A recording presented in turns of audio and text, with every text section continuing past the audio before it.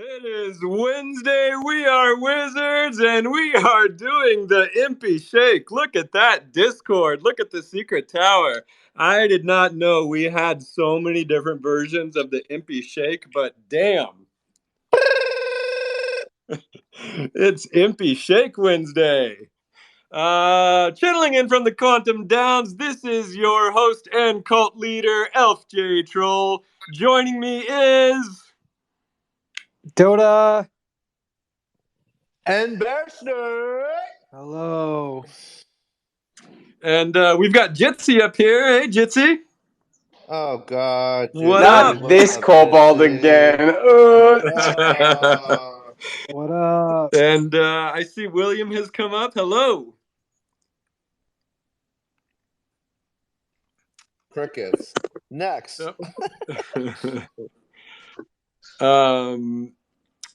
Yeah, welcome everybody. We've got a big show ahead of us. I'm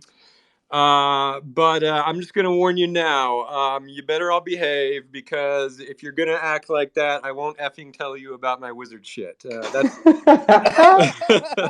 the first thing I just want to get out there. But yeah, we've got a lot of cult questions to go over, some updates. The three of us we went on the Farokhs Rug Radio show today. We'll talk a little bit about that.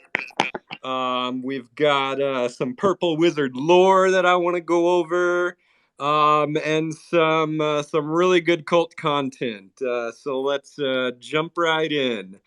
Let's start with some of the cult questions that I'm seeing with the Secret Tower. So Slim is asking, when other beast mounts? I think he's asking. Slim wants something beyond just a pony.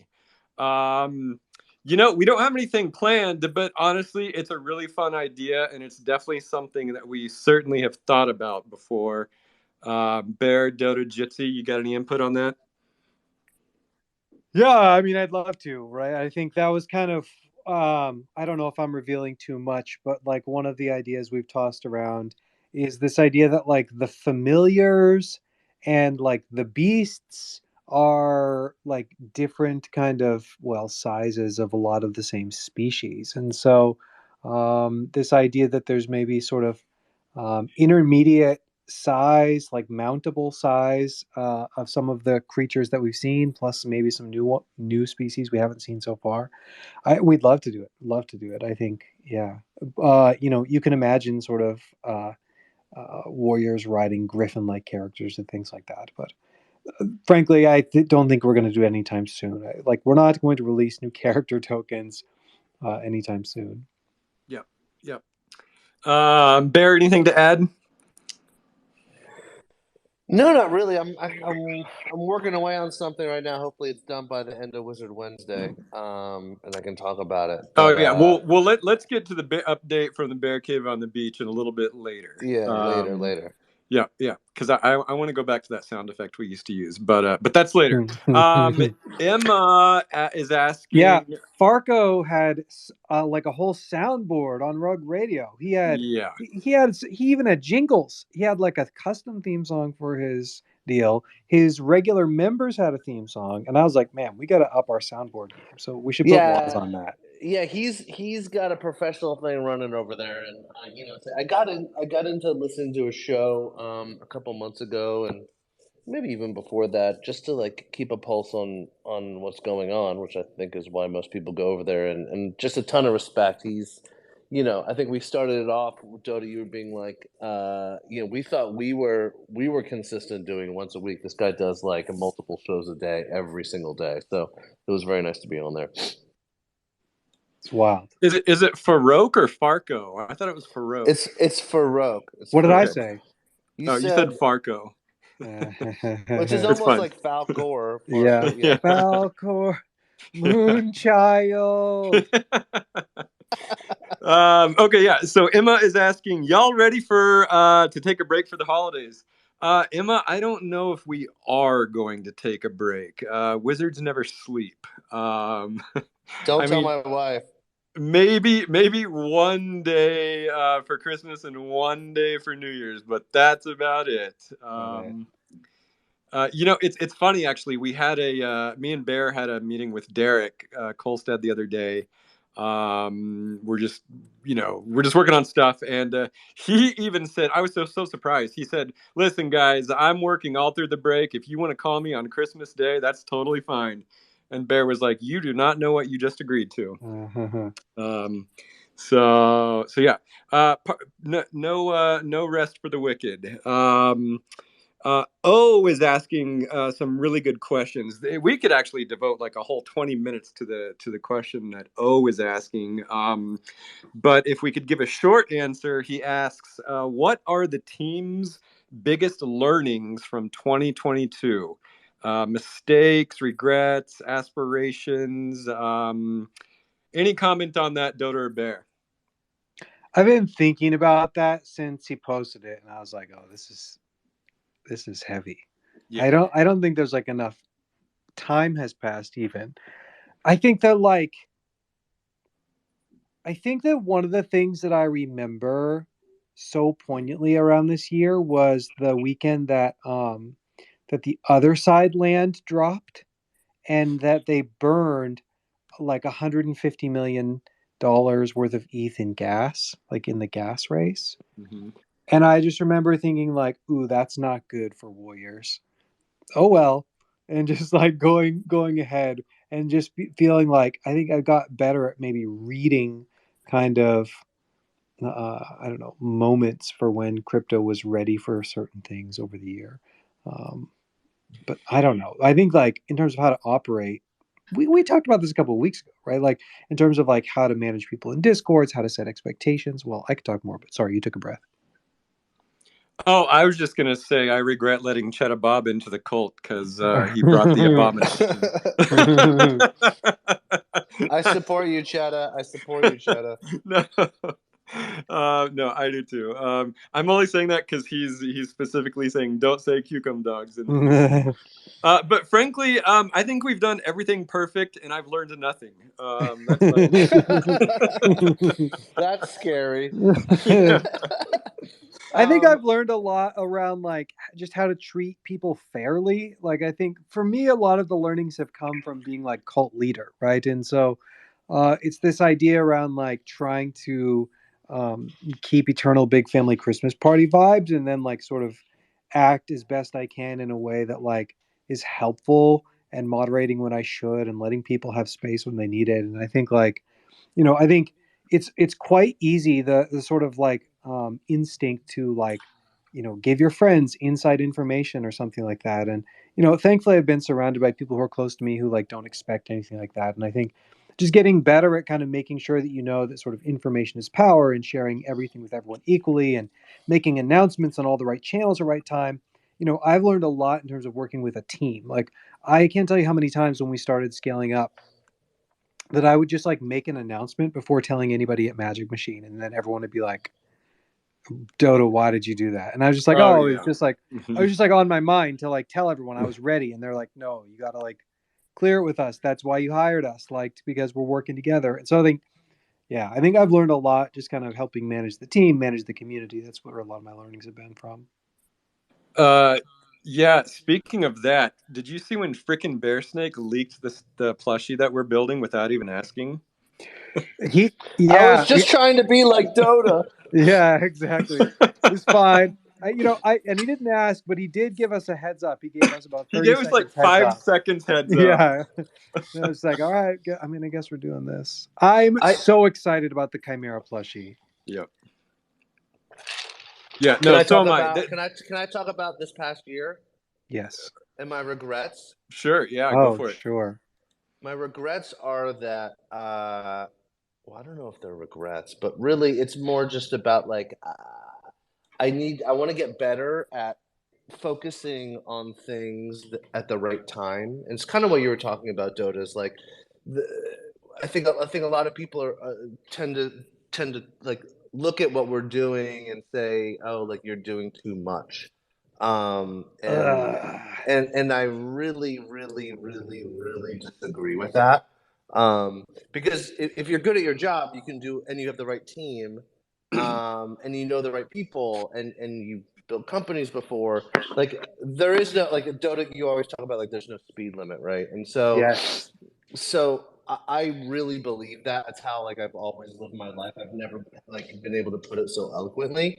But the thing that I do want to sort of get better is like I don't know. I I think there's this weight that the three of us and the entire Magic Machine team have that we put on ourselves is to like just provide value, to the people who are in the cult and the people who believe in us, and so like I feel like I don't know where this sends me in the future emotionally, but I just feel like I want to do better at like sort of delivering on that promise. Even though we're going 24 hours a day, I just feel like we can always do a little bit better, And so I want to try to do a little bit better next year. I Do just better, don't. Bear. I don't.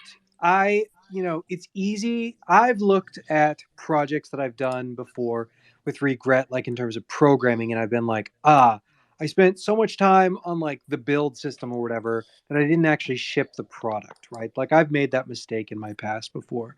But I definitely don't look back on the year of Magic Machine and be like, we tried to do too much, and so we were spread too thin. Because yeah, part of what we've tried to do is this very high leverage in terms of like the Runiverse game is a partnership with Bisonic. And so they have 40 people working on it. And so while we check in with them, we talk with them, we help them, advise them, it's not like the Magic Machine is distracted for, 40 hours a week for multiple people to build that. And similarly with the television show, right? It's not like me and Jitsi are sitting down drawing the frames for that trailer, right? Like we hire Titmouse and we like recruit other people to help us. And so I think like, yeah, doing But too much is not one of my regrets. if anyone at Magic Machine was going to draw the frames, it would definitely be you and Jitsi. Yeah, Yes, exactly. I Yeah. agree. Pulls It's out like pencil. a coloring book. Yeah. Yeah. I just added it to Asana. Okay, yeah, no, I think we can maybe like get more into that in another show, because one thing that's coming up is so last year at the end of the year we put out that infographic that showed here's all the shit we accomplished, and we want to do another one of those, and perhaps part of that discussion will also be like maybe ways that we could have improved. I don't know. But yeah, I think we can come back to this question for sure and give it more thought. Okay, so Shlee and Emma are both asking about parties. Shlee is asking NYC party next summer. Emma's asking about an LA party. I'm gonna go ahead and say that we don't have anything planned at the moment, but like these things often pop up at the last minute. So I don't know. Bear, do you want to say anything about that? I don't Yeah, think we're going to do a big party like we did at this NFT NYC, in part because it's 4 months away. yeah. No, Oh I God, don't that's think. right. Yeah, and it's unfortunate that that conference moved their timeline up so that NFT Oh wow. LA is in March, and then they moved theirs up to April, which is just like so obnoxious and not cool. Because there's only so many trips people can go on, and but anyway, there's an idea that I actually shared in Discord, that is not like the party in New York, but I think could be very cool. There's this place called the Magic Castle, which is, we don't have to like, in New York, we basically took an empty box of a room, a huge empty box, and just converted it and had to build every little thing. And so I think there's something really fun in the Magic Castle we could do in LA. And so I'm working on sort of the beginnings of that. But yeah, I think other than that, I'm not sure exactly what all the plans are, all the plans, but I would like to do something on the West Coast because we did something on the East Coast last year or this year. It's crazy. It was only 6 months ago, I'll tell you that. Yep. I love the live events. They're always just so worth it. Yeah. And one funny thing that we always come away with is like, wow, this person that I see on Twitter and in Discord is not like I imagine them to be. Like the real life, the reality, it always conflicts heavily with the online persona, I feel like. But maybe that's just me. I don't know. I don't know. I feel like you could pick Shark Child out of a crowd. But maybe that was the eyeball backpack. Maybe. Yeah, maybe. But other people, not so much. Yeah. I don't know. Whatever. Okay, so the next question is, okay, this is an ongoing, everlasting debate that will never end. Monkster says, "What color are kobolds?" Basically. Gee, I don't even. We can't even get into it because Okay, I'm we're not. right. You know what? I'm right. We're not going to get into it. But here's what we are going to do. Jitsi. Now think very carefully about how you answer this because you've got a lot riding on this. Sammy Kitty has asked you a question today on Twitter. Jitsi, what color are kobolds? Oh, see, you Be put me in the careful, spotlight. Jitsi. Be careful, Jitsi. I feel like I answered that question very well with a color. Yeah, well, one in private, one in that thread that was a combination of green and yellow, right? So, okay, but just see, before you say anything, just remember, like, whatever you say, Sammy has to be happy with your answer. Okay. To receive the cup too. She said Exactly. if I admit to what I honestly think about the color of it, then she'd say she sent me the cup, and Stick to your principles. No, right? I believe in chaos. Mute. The color of chaos. Okay. Well, listen, it's not up to me to say that's an appropriate answer. It's up to Sammy, so you can hash it out with her. Yeah, it'll be a bummer if I don't receive it, but I understand why I wouldn't at the same time. Yeah, we'll talk later about cult content, but like right away, that mug you made, Sammy, is excellent. I love it. It's so fun. Yeah, it's so fun. Okay, Legatus has a question about. He says, "Why is there no elf traits in the collection?" I think he's specifically asking about like elf heads. That's a fun question, and there's multiple ways to answer it. I think first and foremost, like when I was making all the heads and deciding like what kinds of races and creatures should be in it, I just felt that like elves were kind of overplayed in the fantasy genre. And so I didn't want to put them in the Forgotten Runes collection. However, that is not to say that there are no elves living in the Runeverse because, as I think Vmark pointed out, there is an elven cloak, which sort of implies that there are elves in the Runeverse. So I don't know. I guess that's all I can say now. That doesn't mean there will never be elves represented in some way in the Runeverse. But that's all I'm going to say for now. Your arch nemesis just posted like a Pantone color of entire the book kobolds to green Pantone. So yeah, Cheddar Bob. Cheddar Bob, the packaging designer, has the real Pantone chips. Yeah, and I see that the label on these Pantones says yellow. Yellow. So thanks yellow. Thanks for answering it. According to Pantone, oops, wrong one. Sammy and I are right, and Jitsi is wrong.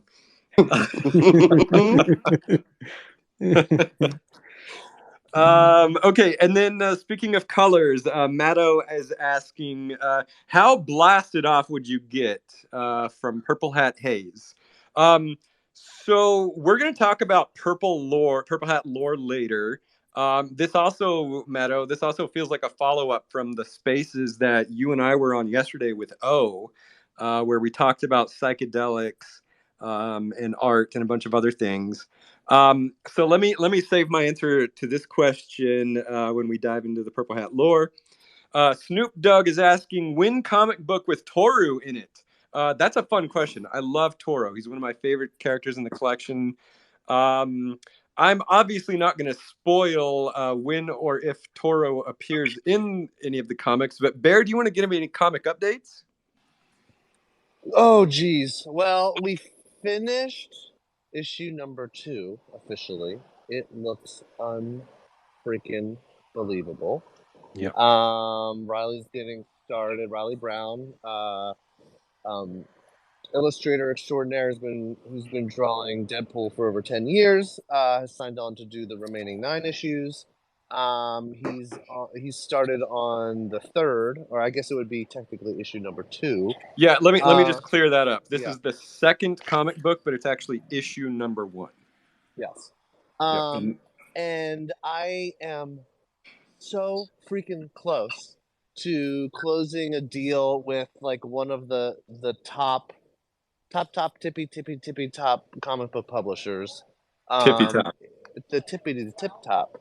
And and it's killing me. I swear, you guys asked me. I'm not teasing on purpose, but like it should be close soon.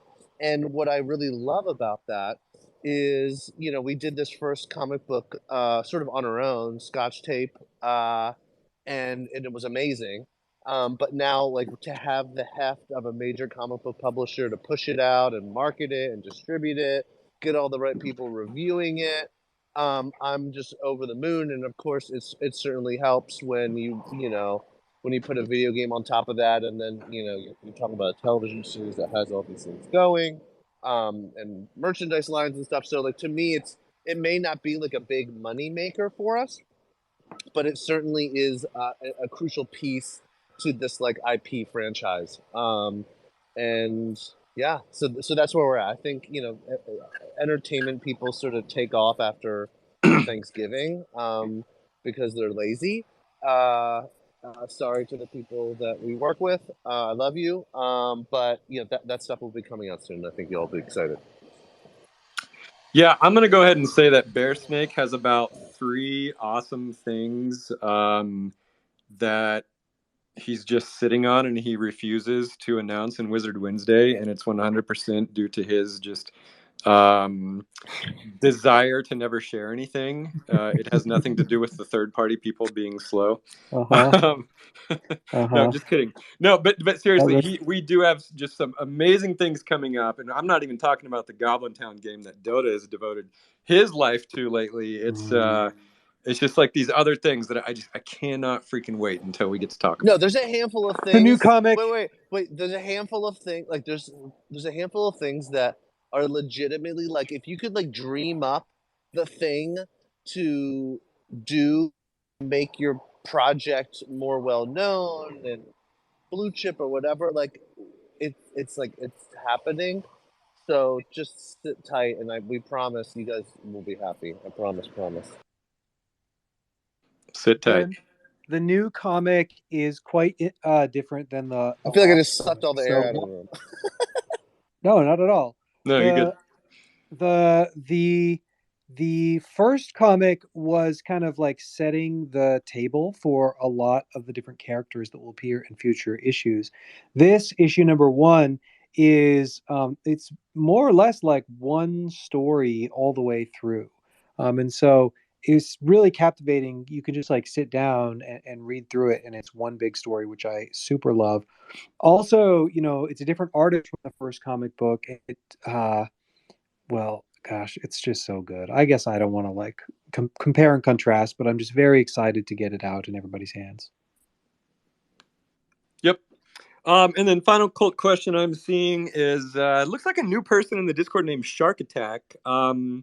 I think he's just generally asking, where's the best place to learn more about the project, which is, always an ongoing question. It's always a thing that we are always wrestling with at Magic Machine. For now, I will say the website, as complicated it is, it's still a really good resource. Our Twitter timeline, asking questions in the Discord is always good. But speaking of the website, we are in the process of updating it, organizing it, making it easier to use. And I know I probably said that last week and the week before, but it's definitely happening. We also have a wiki called Wikipedia, which sort of dives deep into the lore of the Runiverse. It's ever expanding. So that's my answer to that question. Dota or Bear, you got anything on that?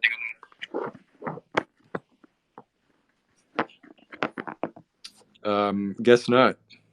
I mean, we need to like, it's just a constant challenge, which is like, we'll write an introductory page and then like it goes out of date in 6 months. And so, yeah, we're working on the website. We're redesigning the website.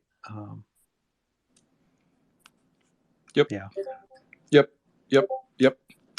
Okay, so I think that's all the cult questions for today.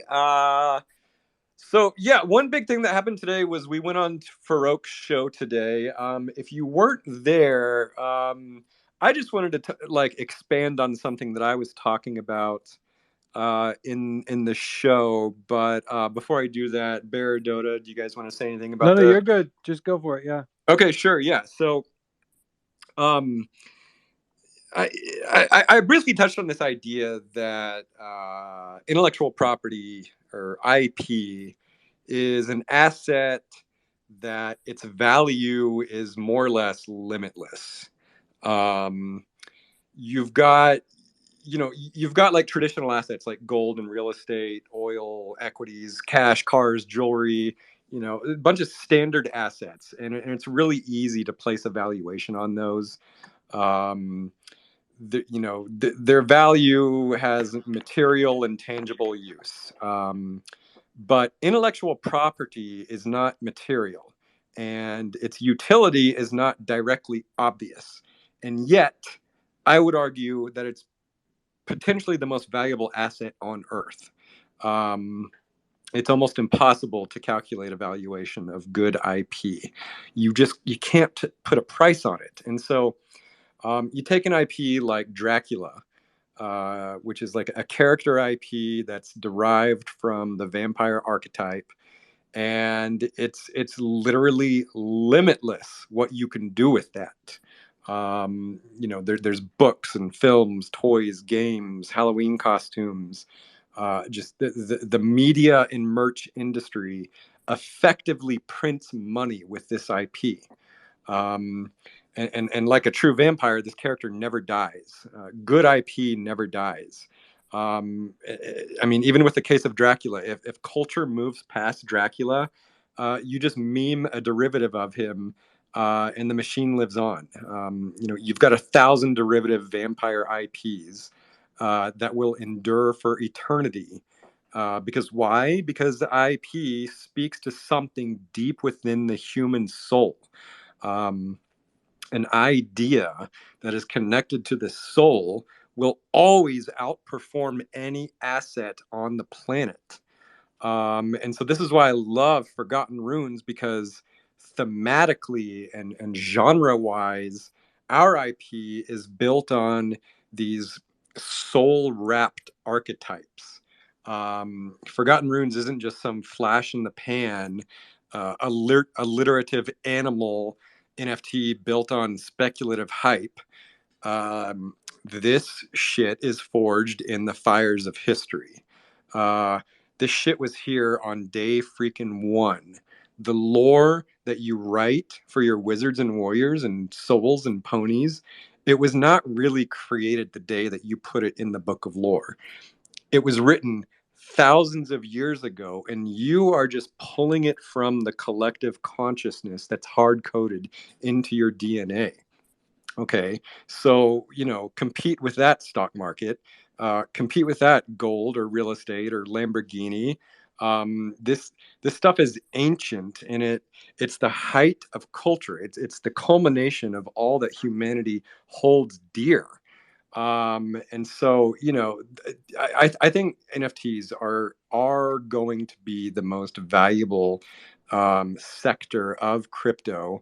Um, and then there's another sort of interesting component that's sort of swimming around in my head, and this might sound controversial, and if somebody disagrees, please come up and say. But I'm thinking about the thing that makes a lot of assets valuable has to deal with scarcity, and the opposite of that is abundance. And so with most material assets, scarcity plays a really critical role in the value. The less of something there is, the more valuable it is, provided that it's got a demand. This is basic economics. But with an immaterial asset like intellectual property, I'm wondering if the more there is of it, the more valuable it is, because culture that spreads is valuable. memes that are copied infinitely are more valuable. An idea that permeates through the collective consciousness, the more it does that, the more powerful it is. And so, how does that relate to Forgotten Runes or NFTs? I'm not saying we're gonna like double the wizard supply next month or ever. I'm just like wondering, like I don't know, what if we eventually we did like a character collection of 100,000 characters just to expand the world. That would certainly bring more people in. It would spread the meme. It would grow the collective consciousness. And to me, that doesn't dilute the current character collections we have. It makes them more aspirational because it has more eyes looking up to them and more brains in awe of them. And so I don't know. There's something here where I just think that the abundance is actually what makes immaterial assets more valuable. But I don't know. Doter, Bear, Jitsi, do you guys have any thoughts on that, or anyone else really? Yeah, I do think this idea. Well,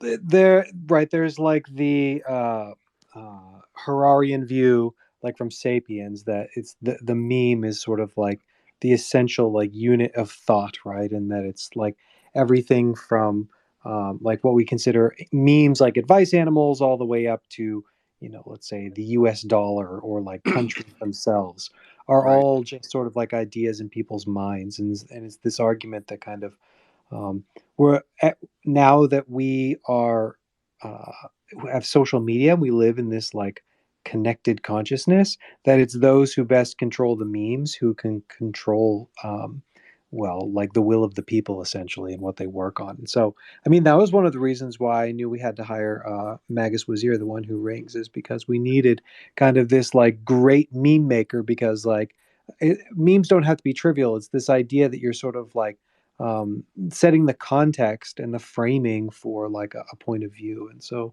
um, well, I think within that, the idea that we can use these wizard character tokens and the warrior character tokens to sort of tell stories that like make the world a better place is extremely important. I also think it's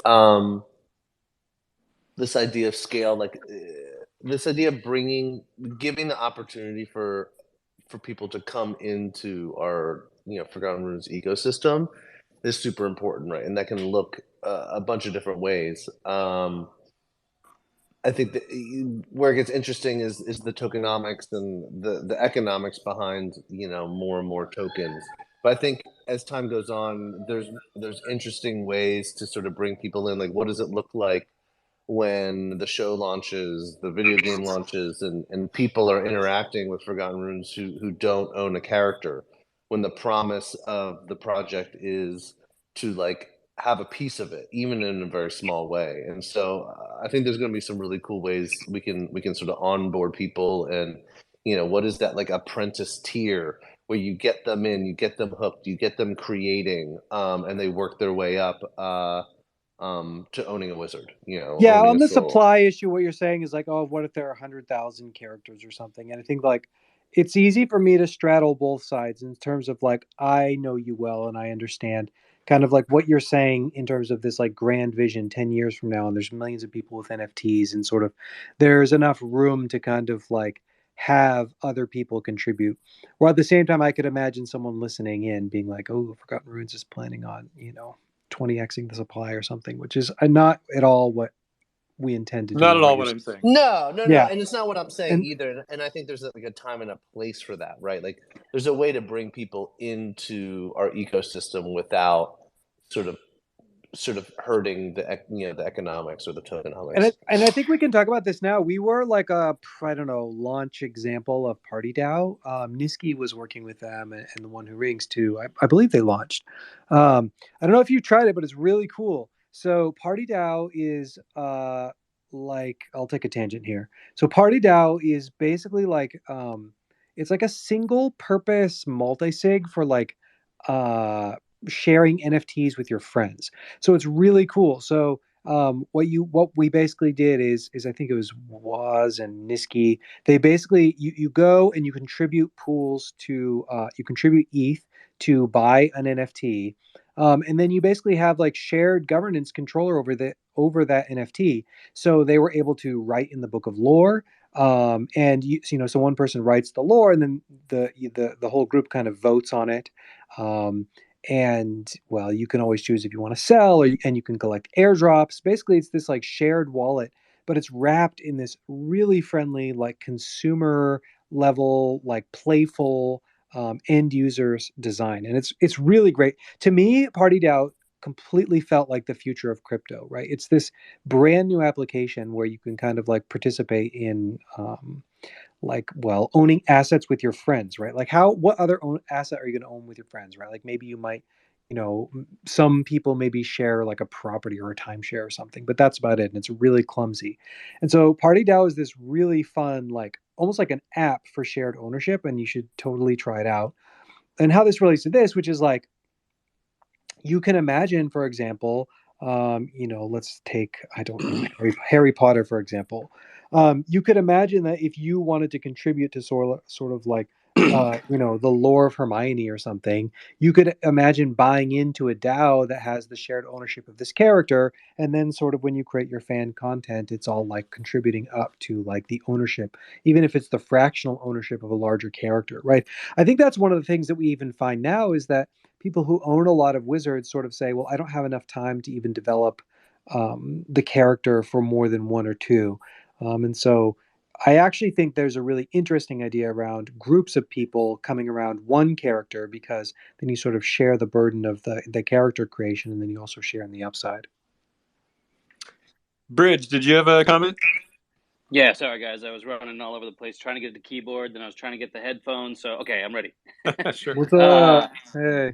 I think this is like a project-defining topic, because Forgotten Runes is one of the only projects that's been pulling this off well. And when I heard you guys talking about it with Farokh, a lot of people won't understand the difference between IP and lore.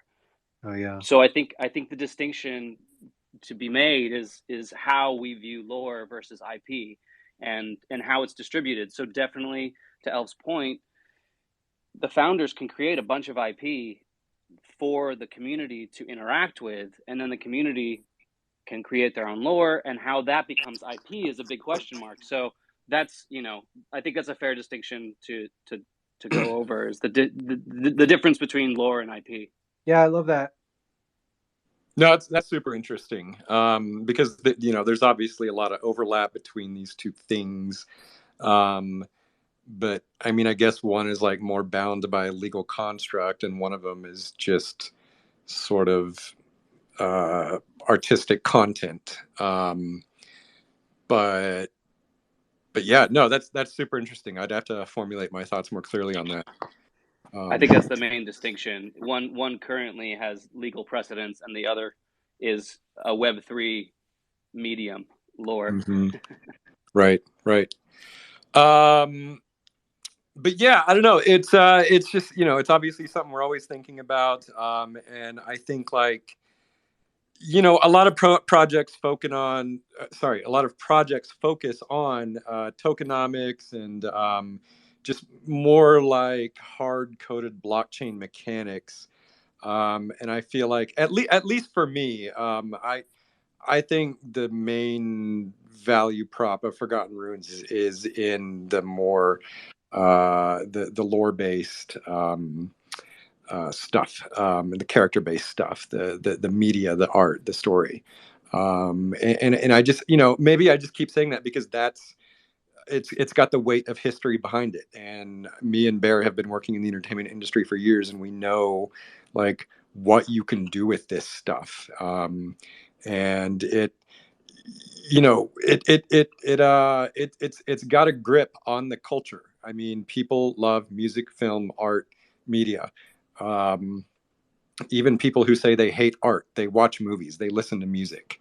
It speaks deep into the human soul. So I just think that's where the potential lies with this stuff.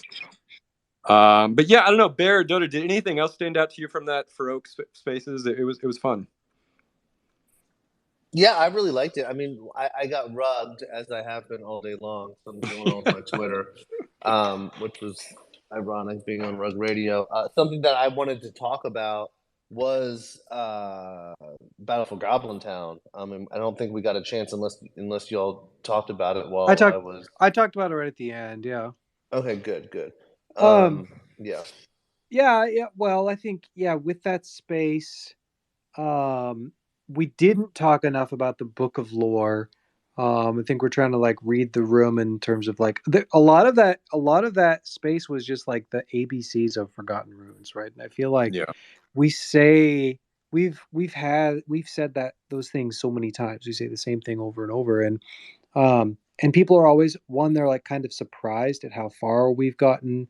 They're surprised at how many things we're doing or that have been done already, and so I don't know how to solve that issue of like that they, we've been around 18 months and they haven't even really heard about all the things we've done other than just like keep going on these spaces and keep talking about it until people stop inviting us or they ask for the, the more advanced course in Forgotten Runes. So yeah, I think it's something that I'll continue to spend more time on, speaking to sort of the larger NFT Web3 community, because I think whenever we do have the opportunity, I think people, people respond pretty well to it, and they are totally. surprised. They are surprised in a good way, and so. I think a lot of it also is the things that we're working on will sort of come to bear and they'll launch, and we'll prep those launches with a lot of I mean, we call it marketing, it sounds so corporate, but like getting on spaces, talking to people. So it's definitely something that I'm going to be focusing on and building those relationships. But I think we might have said it. I'm like, after Miami, it is just unbelievable the level of holders that we have. Walking into some rooms of people that are moving this entire market, left or right or down the center. Um, the response that I get when I say I'm on Team Forgotten Runes is just it's just immaculate. And so all the people that I have the most respect for know what we're doing. And it's just, to me, that's like, to me that's where that's we're building for what the next meta is going to be. It's never going to be like it was last year, the first half of this year. Not to say there's not going to be another bull, there will be, but I think people in the market are going to react differently and value certain things that maybe they didn't value before. And I think we're sort of set up for success there. I'm just sitting here thinking about that mapping from lore to IP, right? And I've just been stewing on it since you said it. And yeah, I guess that the way that I think about it is it's this idea that you just like create the lore almost just for like the pure joy and the pure art of it, and you like use the IP when you're kind of trying to monetize something that you've made out in the world. And so that when I think about, like, we've talked about Binary Star, which is a bit slow right now. I'm focusing on Goblin Town because there's not a lot of IP revenue coming in yet. But when I think about Binary Star, you can almost imagine the slogan, which is like, turn your lore into IP. I mean, maybe that's a bit too abstract for people to really understand as a pitch, but I think that is kind of like what we're trying to do there, right? Is like, take this story that you've created, these ideas that you've created, and then turn it into this kind of like revenue generating property. So that's very interesting. Yep. Speaking of lore, and speaking of Goblin Town, one thing I've been seeing that I really love. This is kind of a pivot, but when we first started talking about making this Goblin Town game, I think we started talking about it like last summer, and we had it all planned out. And then, literally, like a week after we planned it out, the Goblin Town WTF project dropped, and we were like, "Oh shit, what do we do now?" People are going to think we're copying them and there's going to be confusion and blah, blah, blah. And so fast forward to now, we've gotten to know the Goblin Town team. They're awesome. We love them. We love their project. And there's a lot of like cross lore pollination happening between our two projects. and it's only making both of us stronger. There's no confusion. There's no like problem at all. It's all good. And that's how like really good culture spreads. That's how really good culture and lore is created. Is there's a lot of just like cross pollination between two separate things. And so, we've been seeing some really fun things on the Goblin Town Twitter, and I'm just so delighted that it rolled out in this way. But yeah, I mean, Bear Dota, you guys remember when we were first a little anxious about even using the term Goblin Town? Yeah, I mean, I wasn't that anxious about it insofar as like, I just feel like, well, Goblin Town is an idea that even like we used it in Forgotten Runes because it was an idea that was like that was already out there. Yeah, exactly. Yeah, no, all culture is derivative, but I'm just saying, like, on crypto Twitter, like you say the word Goblin Town, it was suddenly very much associated with that project.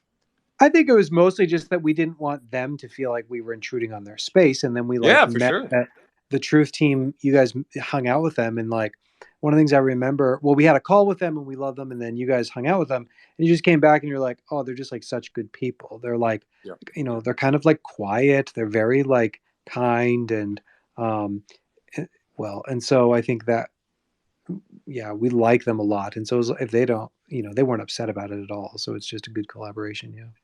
Well, yes, and I think another reason why it's so good is because we talked about this last week, like when Bear and I went to Miami and we went to the Goblin Town party. They have such a distinctly defined culture. Like every element of their project and just who they are is very defined. I mean, the way they talk, the way their grammar, their aesthetic language, the font, the font, the party itself, like every element was so themed and on brand. And you compare that to a lot of other parties where you walk into the party and it just looks like a fun party, or the culture just isn't necessarily as distinct. But Goblin Town's got a very distinct culture. I think we do too. And so when you put these things together, it's like nuclear. I love it. So anyway, that's my shout out for Goblin Town WTF. I also want to shout out the the team members who've been working on the new Goblin Battle for Goblin Town social handle on Twitter. I'm just really loving the AI art storytelling, and think it's we're seeing a ton of really great traction, a lot of great energy and engagement, and there's a whole bunch of stuff happening between now and when the game launches, most likely in the back half of January. And so keep an eye on that stuff, and great job, Jitsi and Locke. Yep, for sure. Okay, we've got like 10 minutes left. Should we dive into the purple hats? Yep, let's do it. Okay, so the purple hats are probably my favorite, even though I don't like I myself don't necessarily identify with them. They're one of my favorite archetypes, and it's the reason that I think we wanted to use the purple hat as our PFP. It's because they're sort of the quintessential wizard. They are extremely talented in all sorts of magic, but particularly really deep arcane magic of the cosmos, like any magic that's sort of like not of this planet. The purple wizards are particularly adept at, because their heads are not even really attached to reality. And so, one trait that you often see of the purples is their magic is very ingrained, meaning they didn't really have to train or learn it. It was just sort of a gift of talent that they were born with. And so, what do you often see with people who are born with great talents? And one thing you see is that they don't often know how to temper that talent because they were just lived with it all their life. And so purple hat magic is often overly complex and esoteric and very powerful. They might even be the most overpowered wizards in the Runeverse. On the map, you'll notice a place called the Psychic Leap. This is a hot spot for purple wizards, although their headquarters is really based in this large pavilion on the island, on this big island in the west. But because the purples have a deep affinity for magic, their magic often controls them rather than the other way around. Because they have completely given themselves over to it. And so you contrast with the white hats or the blue hats. The white hats are kind of the opposite. They have supreme control over the magic to where their magic is almost non-existent. And then the blues, they have tempered their magic heavily with reason and science. But the whites, it's pure chaos. Or sorry, the purples, it's pure chaos. They let this chaos just wash over and consume them. And so, purples are often perceived as sort of clumsy and goofy and silly. Their spells are often really loud and explosive and colorful and chaotic. If you would to walk into a purple hat's house, it would be very messy. Their spell books are often incomprehensible, written in chicken scratch. And you never really know if a purple hat wizard is just extremely powerful or if they've just lost their mind. Perhaps a bit of both. In fact, you'll often see them on street corners, almost vagrant, raving about some impending magical doom. And so there's a lot of examples of this trope throughout media. The more wholesome, good-hearted examples of this, you could say Merlin from Disney's King Arthur.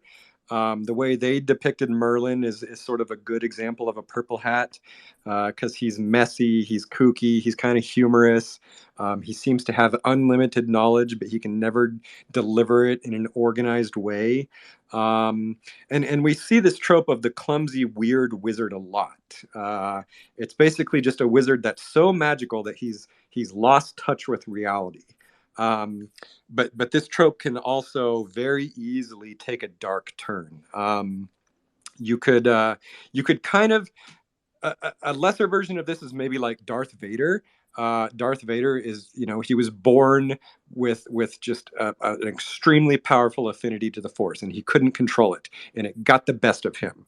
Another example would be like Akira from that anime / comic book, Akira, which was a boy who basically just became so overwhelmed with this like psychic power that it just totally took control of him, and he could not control it.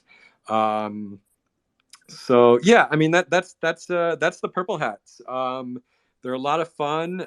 They're probably my favorite. And with that actually that's all the hat colors. This was the last one. I think next week Zayla Soul was asking about the hue hats, which is basically a hat that has all the colors on it. So maybe I'll get into that next week. But yeah, before we leave, let's go over some cult content. Doda or Bear, has anything stood out to you this week? Oh, way to put me on the spot. So yes. Oh, go ahead, Doda. Go ahead. No.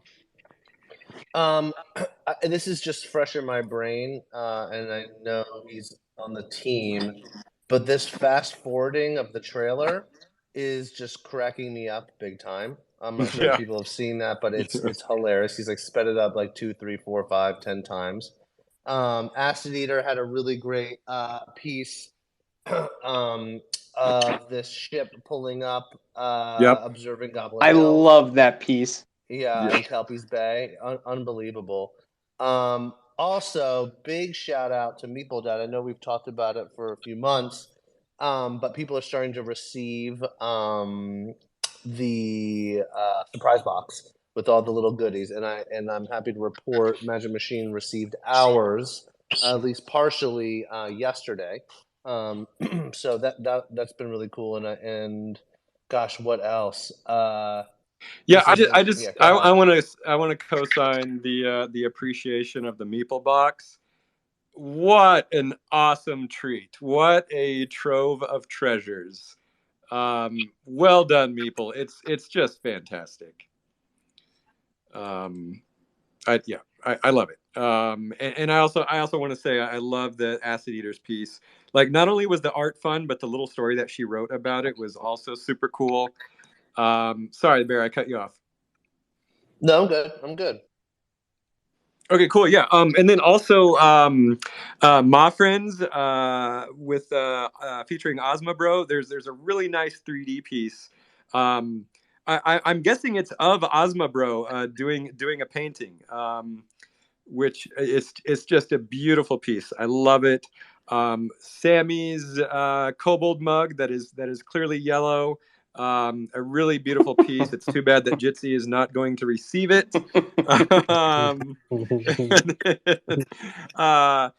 Keshmar did a really nice forge this week of with his sort of robot warrior.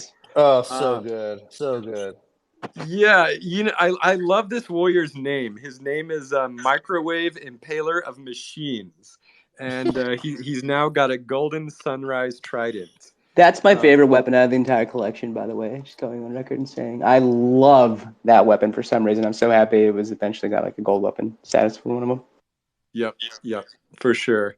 And then Belial, attacker of wizards, one of the scariest warriors on Twitter, has showed us a really nice piece that I think was a commission from Daniela Illustra. Really nice piece, really bloody piece. Lots of skulls and blood, which is I would expect nothing more from Belial, the skull-faced warrior.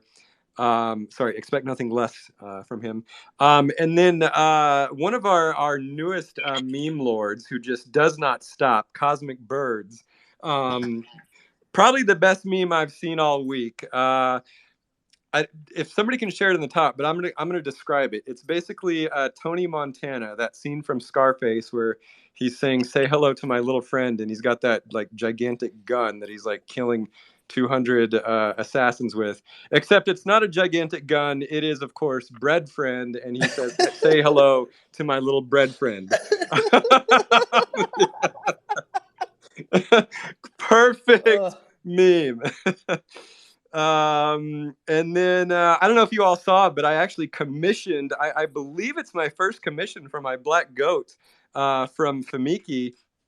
I don't know if I talked about this last week, but if I didn't, yeah. I feel like you shouted that out last week. Okay, you don't need to. Come on, we get it. It's so good it needs to be shouted out again, and I'm going to shout it out again next week. So here's to the second shout out. Thank you, Famiki. It's a beautiful piece. And then I actually brought Emma up here to talk about a really fantastic piece of cult content. It's basically an entire web page devoted to her wizards. So, Emma, do you want to tell us about? What's up, Emma? Hi, besties. How's everyone doing? Yeah, it's called enigmashut.com. Yeah, I don't know. I just felt like I needed kind of a singular place for all of our art and kind of her concept. I just thought this was the easiest way to do that and share it with people in a way that they could kind of look at the pretty pictures before hating on the NFT. What is it like? What is it like inside the hut? It's very warm, and there's always snacks. Oh yeah, I like snacks. No, Emma, this is great. It's freaking adorable. I love the little particle effect. I love all the art and just the information. And yeah, I'm not sure. You know what? I think I said earlier that this might be the first, but I feel like one other person. Oh, Tabitha. I think Tabitha made a website about their wizard. But funny, the two Swamp Hag wizards are the only ones who have their own websites. But yeah, at least as far as I'm aware. But yeah, Emma, this is really great. I love it. Yeah, this is great. So fun. Yeah. But we just saw a tweet shared by SPZ, the Color Master. Tweeted out a teaser. We got something cool coming for next week, so I shared that up top too. So I don't know what that is. yeah, the We Are Building. Yeah. So okay. That sounds great. Well, I think we are 1 minute over. Sorry, Emma, did you want to say anything else about your website? Oh, we also have Dr. Pop, Solo Pop. Emma, anything? It didn't come through. Nope, I'm all set. Thank you. All right. Well, thank you. Solo Pop, yes, what up? Hello. Sorry about the name change. That's all right. I just wanted to say, for everyone, I got the Meeple box or treasure trove. There's a piece missing that's going to be sent, but essentially there's supposed to be a card with a QR code to the rules of the game Spell Runes. So for anyone that has the box, you can go on spellrunes.com and you'll find everything there. Fantastic. What's up? How you doing? Remember when we played Putt-Putt? Yes, I won against you. I think you were the loser. Let's just relax. Pretty first term. Let him know. Yeah, call his ass out. No, we lined up to go putt-putt, and I never do this ever, and I was like, I leaned over to him, and I'm like, I'm pretty good at putt-putt, and then I literally just sucked so hard the entire time. It was fun though. That's good. Cool. All right. Anything else from anyone else? I'm good. I'm working on Goblin Town. Get back to work.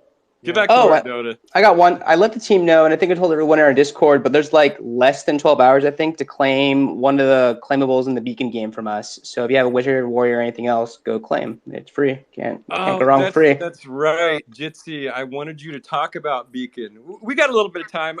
I've just been seeing a lot of cool Wizard stuff in this Beacon game. Can you just tell us a little bit more about that? Yeah, sure. The Beacon's awesome. I've been talking to them for about, I don't know at this point, like 4 months ago or so. They had this really great approach within the Magic ecosystem that's a roguelite on top of just like, having tradable assets and having a game that rewards people that are playing it. We talked.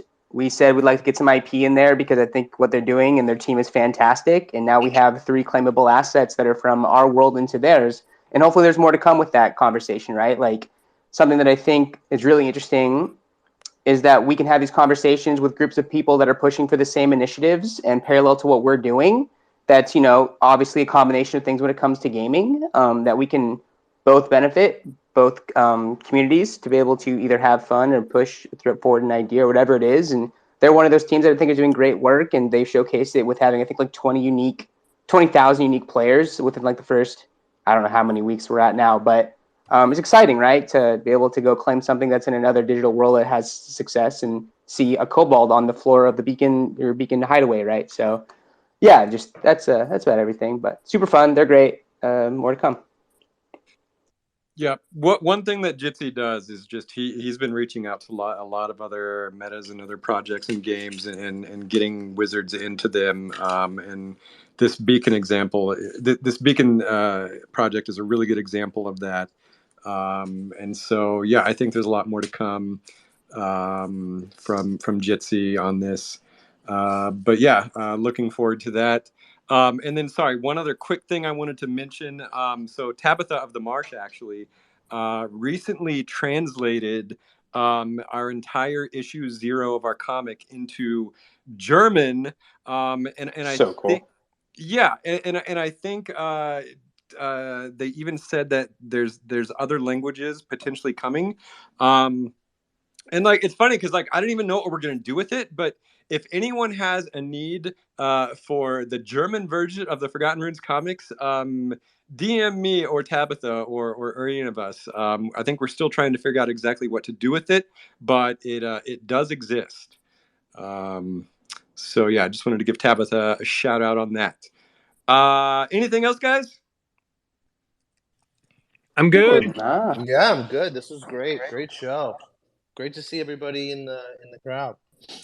All right. Well, with that, and I want to see everybody in the secret tower doing the impy shake. I'm going to go first. Okay, there's my impy shake. Secret Tower Discord. It's time. This has been Elf, Dota, Bearsnake, Solo, Jitsi, William, Emma, Enigma, and the Forgotten Runes Wizards Cult. Channeling out and impy shaking all the way from the Quantum Downs. Magic!